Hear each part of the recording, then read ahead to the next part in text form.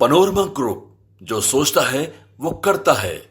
नमस्ते, मेरा नाम धीरज शर्मा है और आप न्यूज हाट देख रहे हैं। हमारे कार्यक्रम पेपर वाला में आप सभी का बहुत बहुत स्वागत है। तो आज की जो भी मुख्य खबरें एक एक करके चर्चा कर लेते हैं। आईपीएस विकास वैभव ने इस्तीफा दे दिया। इस्तीफे की और रिजाइन की जब चर्चा चलती है और किसी आईपीएस के लिए तो कुछ ना कुछ जो है शौक लगता है, शॉकिंग जैसा खबर जो है होती है। हालांकि इस बात में क्या सच्चाई है, विकास वैभव ने स्वयं बोल रखा है और उन्होंने अपने फेसबुक पेज पर पोस्ट भी किया है।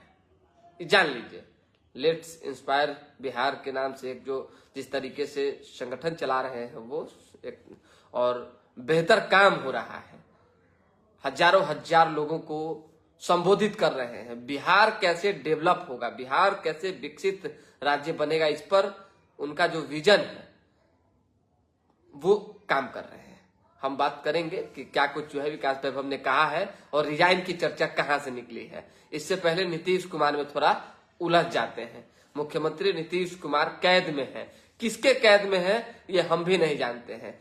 ये आरोप उनके ऊपर लगातार लग रहा है कि किसी ने कैद कर रखा है। संचालनकर्ता यानी सरकार का संचालनकर्ता कोई और कर रहा है। किसी और के हाथों से जो है पूरी गतिविधियां बिहार में चल रही है और इस बात की थोड़ी सी जो है एक आध झलक कभी न कभी दिख ही जाती है। नीतीश कुमार के पास पहले हम लोग भी जाते थे, बाइट होती थी यानी बातचीत होती थी, सामने से सवाल जवाब होते थे।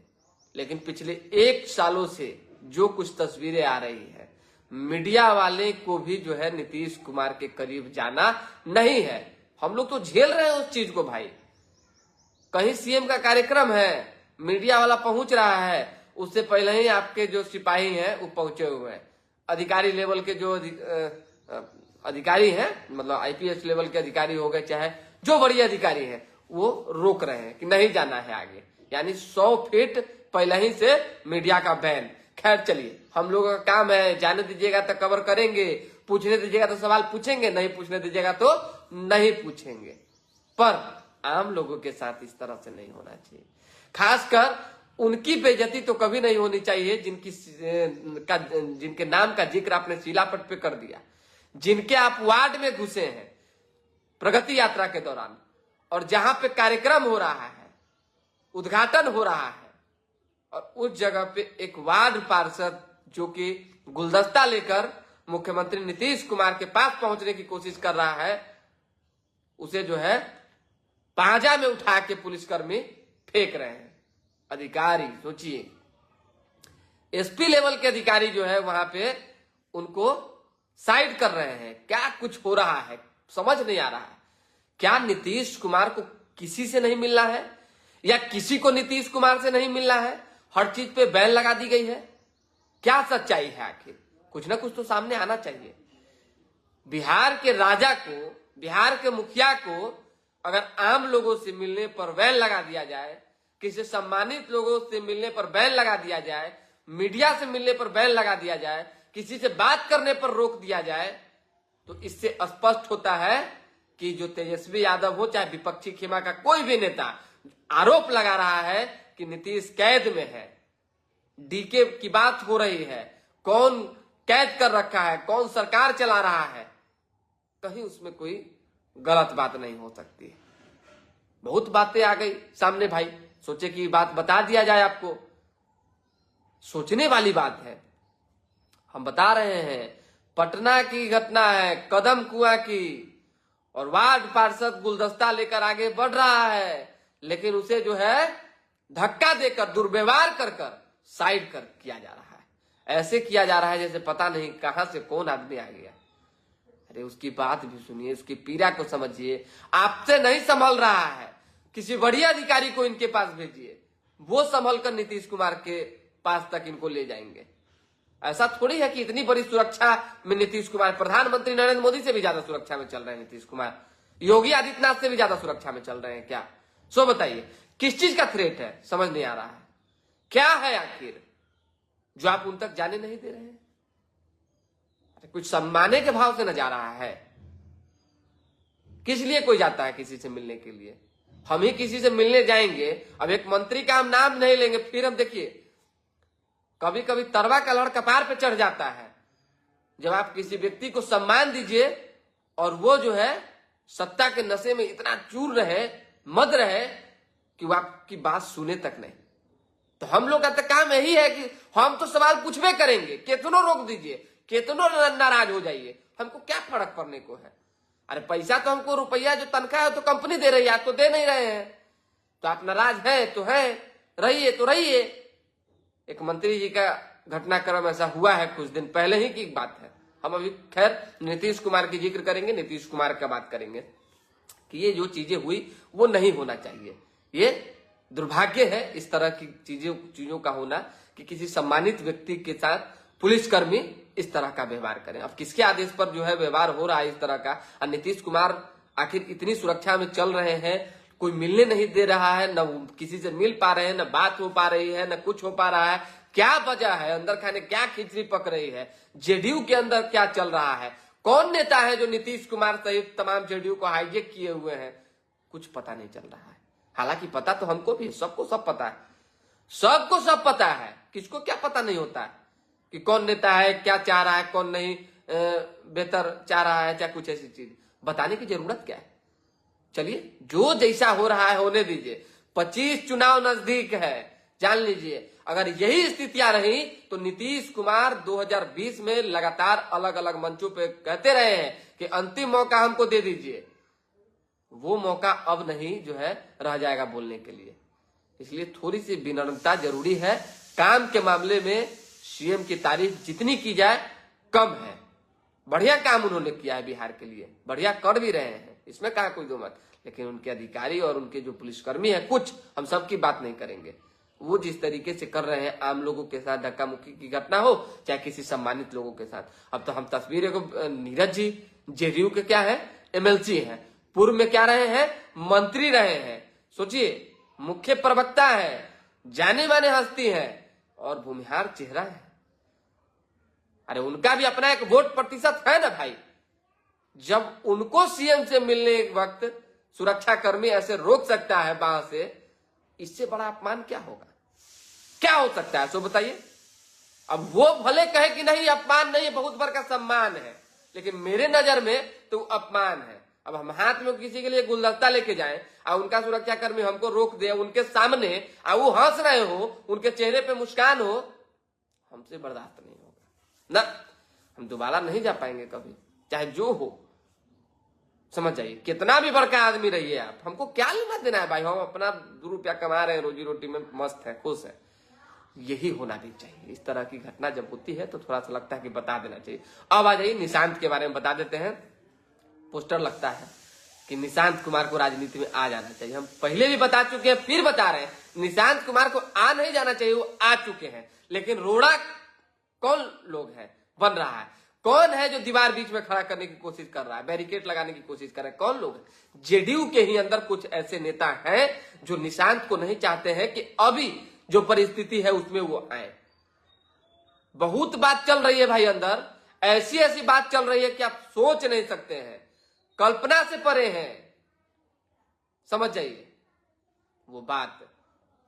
हालांकि कुछ ऐसे भी नेता हैं जो चाहते हैं कि निशांत जो है राजनीति में और मुख्य तौर पे जेडीयू के फेस के तौर पे जो है सामने आए और आने वाले दिनों में फाइट करें।